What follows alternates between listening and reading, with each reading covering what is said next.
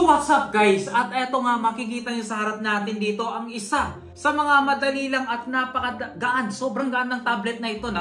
Eto nga pala yung AudoCube iPlay 60 Mini Pro. Nasa totoo lang guys, ang dami, sobrang dami niyang freebies dito. Meron tayo ditong tablet itself na binuksan ko na para ma-check na rin natin dito, which comes with the box guys ha. Eto na po yung box na dito, lalagyan lang po natin dyan dito actually yung tablet. Para naman may silbi yung mga hawakan natin dito, yung mga hawakan natin. Para may silbi, lagyan natin dito. Yun, no? At guys, meron nga pala itong kasamang case. At itong case na guys ay gawa sa silicone. Na pwede natin ditong, actually may cover siya dito para na sa ganon, maprotektahan dito yung screen kapag hindi ginagamit. Na nagsaserve din, nasa stand. Hindi lang yun, meron pa tayo ditong kasamang tempered glass na saktong-sakto dito at hindi ko pala install. Install natin yan mamaya. At syempre guys, meron din itong keyboard na actually itong keyboard niya dito ay made of plastic and may pagka-steel sa likod. Na ang keyboard na ito ay pwede mong gamitin dito sa Android, Windows at iOS. Bluetooth keyboard siya kaya pwede natin ditong gamitin. Syempre, i-set aside muna natin mga previous niya kasi sobrang dami. At eto na nga guys, from the box, bubuksan natin dito at makikita natin dito ang AudoCube iPlay 60 Mini Pro. Etong variant pala na nakuha natin guys ay meron itong 256GB storage yan guys, storage. Na syempre, papakita ko na rin yung nasa box niya dito dahil sa actually, syempre may manual itong kasama. Meron din itong end-to-end Type-C na cable. At syempre yung kanyang charger dito na 20 watts. So far so good, maganda dito yung mga nakukuha natin mga accessories ngayon. Hindi nga pala kasama to Isa rin sa dahilan kung bakit ko nagustuhan nito kasi actually sobrang gaan niya. Tapos sobrang liit niya lang, nasa 8.4 inches siya display. Kaya naman sobrang gaan, actually pwede ka dito maglaro ng mga games. Tapos nagulat ako sa performance niya dahil sa pag-uusapan natin yan mamaya. Dito sa build niya, syempre guys, sa back niya dito makikita natin dito ang kanyang 13 megapixel dito na camera. Na meron na rin siya ditong flash.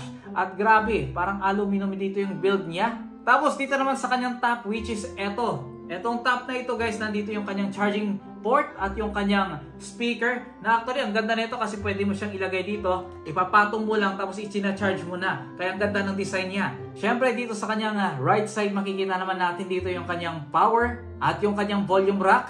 Sa left side niya naman dito makikita na natin dito yung kanyang SIM card slot.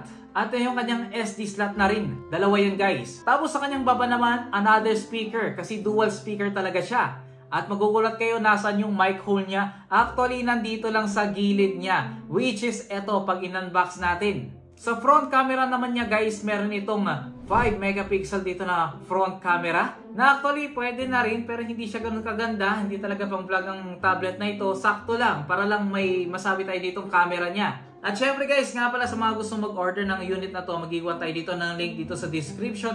Pwede nyo i-click yan. At syempre, hindi pa tayo nagtatapos dyan dahil sa meron itong 8GB of RAM na pwede natin i-expand dito hanggang 16GB. Grabe, dumagrabe na talaga. Tapos may storage siya dito, nabanggit natin kanina, 256GB. Ito kasi yung bagong variant nila dito, yung 256GB variant. Marami ka na rin dito may install na games pero actually guys nagulat ako sa performance niya. Hindi ko kasi inaasahan na kanina nag-test tayo dito ng mga random games at grabe unahin na natin yung games niya dito dahil nirun ko nga dito ang Genshin Impact. Alam niyo naman kung gaano dito kabigat ang Genshin Impact at usually sa mga nireview natin dito ng ibang phone, ibang tablet, halos medyo basic lang dito yung settings nila. Pero ito sinubukan ko to ng high resolution, naka 60fps pa rin, grabe guys. Smooth na smooth ang kanyang graphics. Actually may makikita ka ditong counting frame drops pero actually playable pa rin naman dito ang Genshin Impact at hindi naman masyadong malala dito yung frame drops niya, okay pa rin. Kahit i-max natin ng 60fps tapos high resolution pa, ang ganda. Actually, nagulat nga ako kung bakit nakaya niya dito yung high quality dito ng Genshin Impact na setting niya. Samantalang ibang tablet na na-review natin, except lang doon sa gaming tablet kasi sobrang halimaw talaga yung na-review natin na last video lang. Eto kasi guys, hindi siya ganun na katindi. Pero nagulat ako sa presyong napakamura lang, kaya niyang sumabay. Sinubukan ko na rin dito yung Mobile Legends at as you can see, lahat ng mga graphics dito, pati nga outline, nilagay na natin dito. Wala man lang ako dito nakita na frame drops kaya masasabi ko dito na perfect pa rin na pang Mobile Legends itong tablet na to at pang games. Actually, di lang Mobile Legends pwede mong laruin dito, marami pang games. Sinubukan ko siya dito Okay naman yung mga skills na dito. Problema lang dito, medyo mahina yung internet natin kanina, kaya naglalag. Pero actually, kung malakas internet mo, walang lag talaga dito. Wala akong nakita walang frame drops, naka high resolution tayo dito. Ultra dito yung mga, actually tataas sobrang max dito yung graphics niya. Nagulat nga ako, ganito lang, ang liit lang nito. 8.4 inches lang dito yung screen niya, pero kaya-kaya niya dito makipagsabayan. At actually, sobrang gaan niya. Tapos nagulat din ako sa battery niya, medyo mataas-taas na rin. Actually, nasa 6,000 plus yung battery niya, milliamp. To be exact, 6,050 milliamp. Yung kanyang resolution naman guys ay 1200 by 1920p. Mas maluwag lang ng konti. Kaya actually, kaya niya ng games kasi running nga ito ng MediaTek G99. According sa box, sabi niya dito, tablet PC. So, ibig sabihin, magagamit nga natin itong keyboard, pero medyo weird lang, tingnan nyo. Lit kasi ng screen niya. Saktong-sakto ito kung gusto mo nang nalilitan ka sa mga cellphone, baka mas gusto mo mag-upgrade na mas malaki ng screen. Eto na po yun guys, 8.4 inches, pwede na. Actually, ang dami mga gagawa na dito Hindi masyadong overlarge dito yung screen niya. At ang maganda dito, hindi pa nakakangawit ditong hawakan. Eksakto lang, nakapaglaro pa nga ako kanina na hindi nangawit yung kamay ko. Kasi ibang tablet talaga, yung mga malalaking screen. Meron kasi tayo dito 12 inches na tablet. Tapos medyo nakakangawit siya, kaya bumili ako nito. Napatungan na yan. Kaya naman nakaganyan siya pag naglalaro ko nakaganon. Eto wala ganito ko na binibitbit sa sobrang liit niya. Sinubukan na rin natin ito sa Antutu benchmark at nagulat ako kung gaano kataas yung score niya dito. Umaabot din ito sa mga average phone ngayon. Halos katumbas niya na dito. Mas mataas lang ito ng konti. In terms of watching movies, mga ganon, pwede na rin siya. Dahil sa 8.4 dito yung inches niya, nakakapanood pa naman tayo dito ng magagandang resolution ng mga movies. Actually, nag-play pa nga tayo dito ng videos natin, yung mga vlog natin, okay din naman panoorin dito. At kung nagtataka kayo kung gaano kaganda yung speaker niya, ipapatest na rin natin ngayon. Palay. Kaya naman napakabango ng simoy ng hangin, amoy bagong palay. So let me know in the comment section kung ano sa tingin niyo. Okay ba dito yung speaker niya? Kindly comment down below.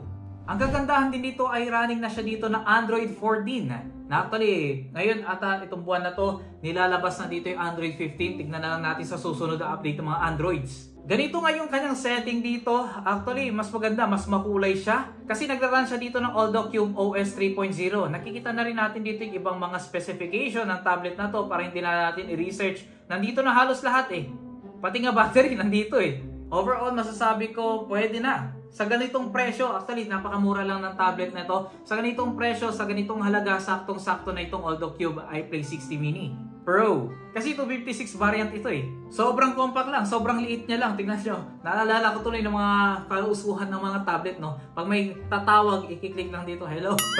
Ang laki, ang weird. Tingnan mo naman, hello, kausap nila ganun Pero parang ang weird naman kung gaganunin pa natin, di ba? So, let me know in the comment section, guys, what do you think of this device, itong ganitong kaliit na tablet? Comment lang below guys. So syempre sa mga gusto na rin umorder ng ganitong tablet ay mag-iwan tayo dito ng link dito sa description below nang sa ganun makahabol na rin kayo. Kasi actually babagsak pa dito yung presyo niya. Sa ngayon medyo malaki-laki pa yung presyo niya pero magdi-decrease niya. Actually mababa na nga yung presyo niya So bantayin nyo na lang yung link natin dito nang sa ganun makahabol na rin kayo.